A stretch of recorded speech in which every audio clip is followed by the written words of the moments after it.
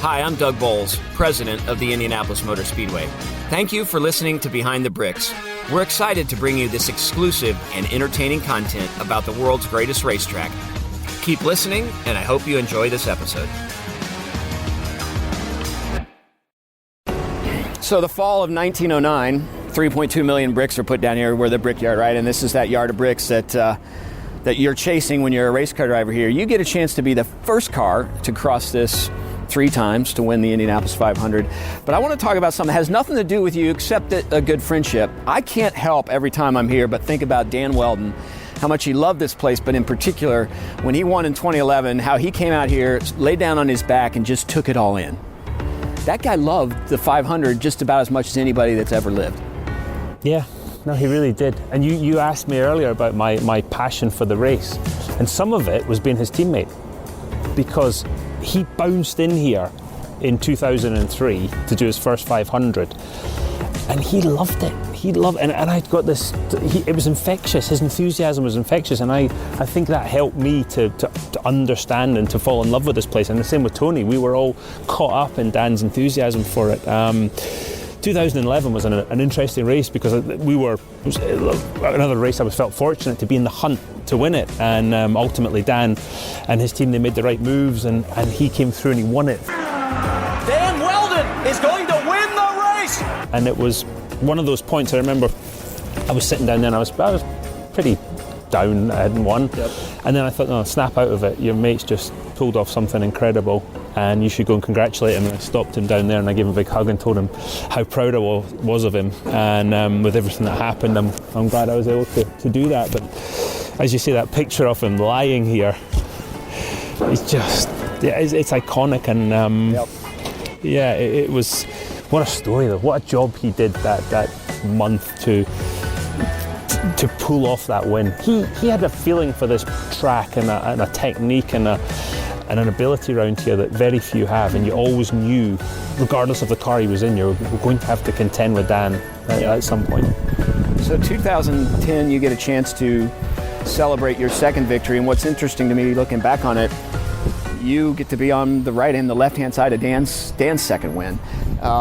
So you guys are in a little bit of a battle. So you become a second-time winner before he does. What did 2010 win in that race mean after 2007 being a range-shortened race? I'd gone away and I'd attempted to do something in NASCAR that wasn't so successful. So I really felt I had something to prove coming back, and I realised in that off time how much I loved IndyCar racing, how much I loved the Indy 500, and that's what I felt. That's what I wanted to do. That was what my passion was. So to come back in that period, 9, 10, 11, 12, we were had a car, and we were in contention as a group to win any one of those races, and that's all you can ask for. And then you've got to put the pieces together, and we did it 2 out of those 4 years. But 2010, the car was so fast.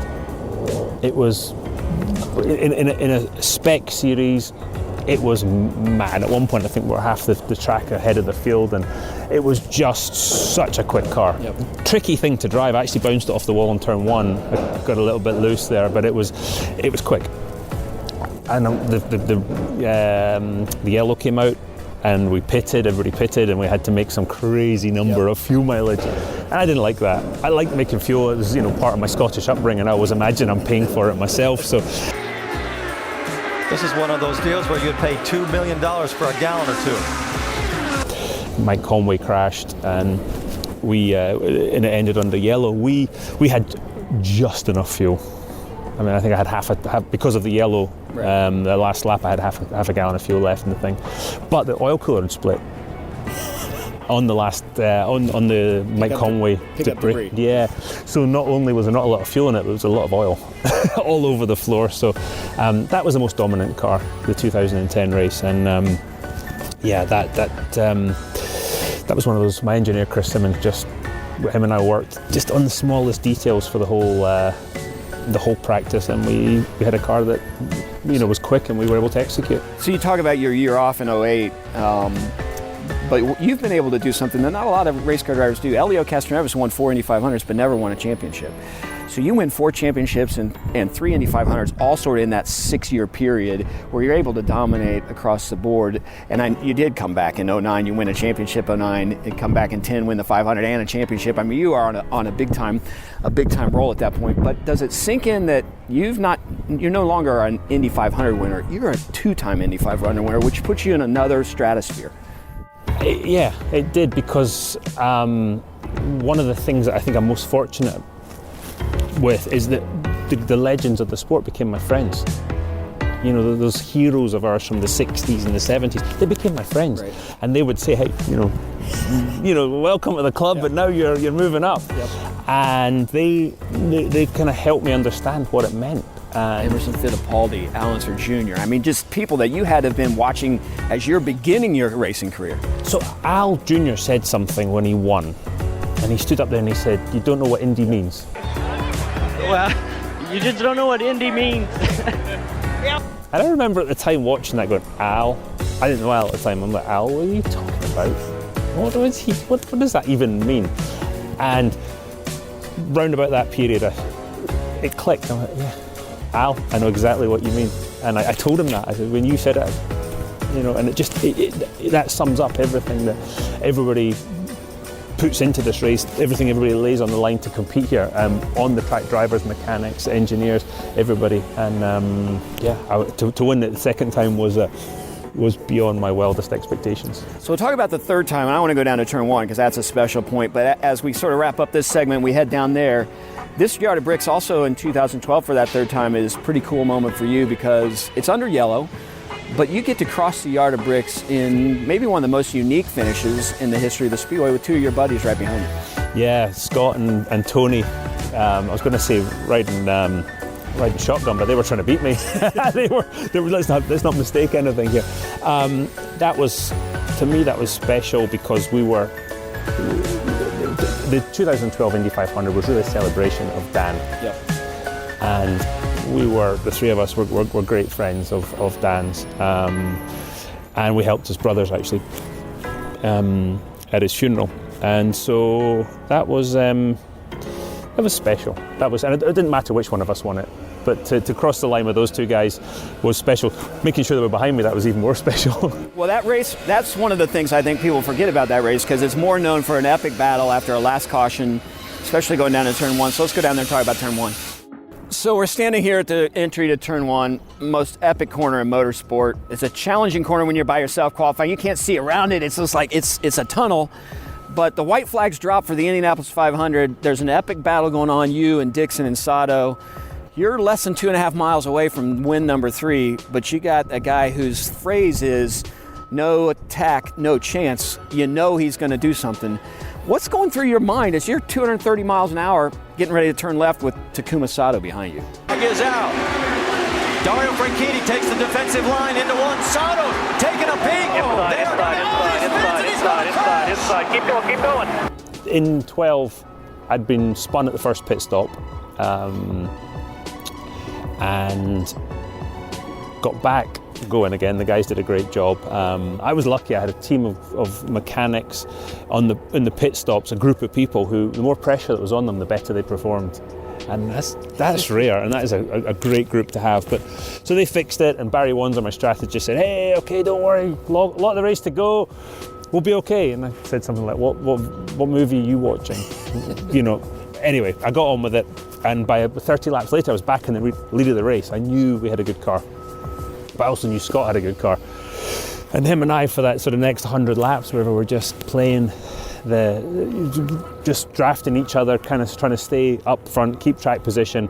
Tony got involved for a minute, and I was quite happy with that because I always knew with Tony we could have the closest race and there'd be no funny business. Kanan is going to get it. Kanan is going to get it. He's in the lead. Sato got involved and I was a bit more worried about that. Anyway, the 2 laps to go, Sato passes Scott here.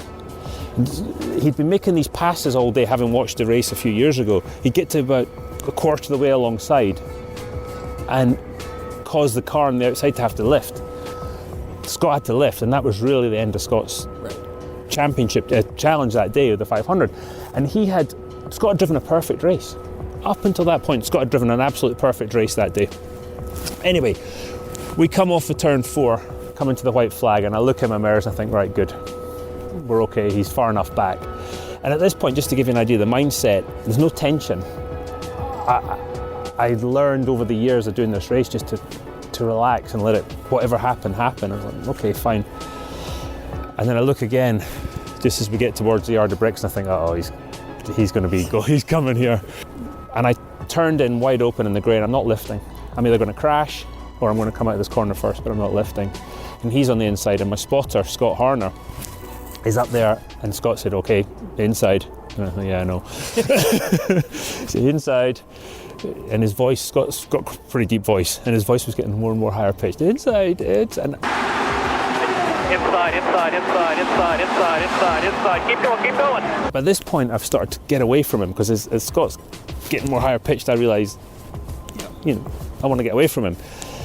And I'm finding grip, and I'm still wide open. So I'm stepping up a bit more, still got grip. I don't really know that he's spinning on the inside at this point. Then I hear this, I feel this bump, because of the pods at the back of the wheels, they connect. Right. And the car gets a bit sideways, and I get about 180 degrees of opposite, and got it straight. And then the problem is Dixon's coming. So I'm pulling down gears, trying to shift him. God, come on, and Horner's going, come on. I'm trying, and I've got my foot flat, and I get the engine back into the power band and get to sprint ahead just as the yellow comes out. And then the rest of the lap was, my legs were shaking. I remember crossing the finish line, even under yellow. I've got Tony and Scott there, and my legs were shaking in victory lane, and it was, I wasn't gonna. I might have crashed, but I wasn't going to lift, and I gave Sato the room. He's the one that made the mistake. And then afterwards in the bus lot, I was sitting having a beer with my Scottish buddies who'd been to every one of my wins, and Sato comes up, and I thought he was going to say, well done, good race, whatever, and he said, oh, you should have given me more room. I said, I'm sorry.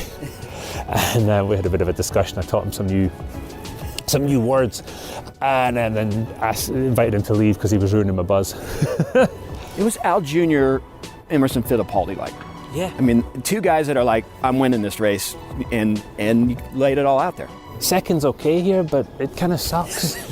And so that was what it was all about. And before the race, I was talking to Uncle Bobby, and he, these guys, he hadn't driven a racing car in a long time, and he said to me, hey, just be careful. You never know where they're going to come from today. You need eyes in the back of your head. And after the race, I said, how did you know? And he just kind of went. So we'll fast forward another year. Turn 1 isn't as kind to you, but there's a conspiracy theory out here that the Turn 1 crash at the end of the 2013 race was all planned so that Tony Kanaan could win the Indy 500. So, and it was yellow, and we come down here, and I turn in, and as soon as I start to put some wheel in, you can feel the wheel loading up normally. The wheel didn't load up, it just slid, and I knew from about the apex that I was going to probably crash. And then as I got closer to the wall, I realised it was going to probably hurt. And it actually did. It was a big old shunt. All the time I drove at the Speedway, I only ever really hit the wall 3 times. That one, the first day I tested here, and leading the 2010 race. It was all exactly the same spot. But yeah, there was no conspiracy. I was delighted that Tony won it, but as I say, I didn't know where he was. Never mind me. So, I don't know if you knew it at that moment, but at some point in time, it has to hit you that it's Dario Franchitti, Dan Weldon, Dario Franchitti, Tony Kanaan, the 3 amigos, right together. Today, even looking back on that, how special is that, knowing the bond that the 3 of you had together? Yeah, if you look, when I look at the Borg Warner Trophy, I had it in the house a couple of years ago. Steve Shunkin, the guys, brought it over to the UK, and to look at that sort of period of time and be on there beside my friends, it means the world to me, especially now with time moving on. My daughter Sophia, she came running through the hall when it was in there, and she's sprinted past, and she sort of skidded to a halt, and she's run back to the trophy, and she's looked down and she went, "Look, Daddy, look!" And I thought, oh, she's going to say, "Look, there's Daddy." She went, "Look, Uncle Scott." What do you mean, Uncle Scott? Well, there's Daddy and Daddy and Daddy, but no, Uncle Scott. Thanks for spending the time with us. Race fans, one of the most historic, one of the most successful drivers in the history of the Indianapolis Motor Speedway. Long after we're all gone, they will remember Dario Franchitti for those 3 wins, but his 4 championships. He's led 339 laps at the Indianapolis Motor Speedway. I didn't know that. There's only 2 of your contemporaries that have done any more, and it's because they've done it longer, Scott Dixon and Tony Kanaan. There was nobody better behind a wheel at the Indianapolis Motor Speedway than Dario Franchitti. Thanks for spending time with us. Thanks for joining us on Behind the Bricks. We'll see you next time, probably in May, when we have cars running to go racing for the 106th running of the Indy 500.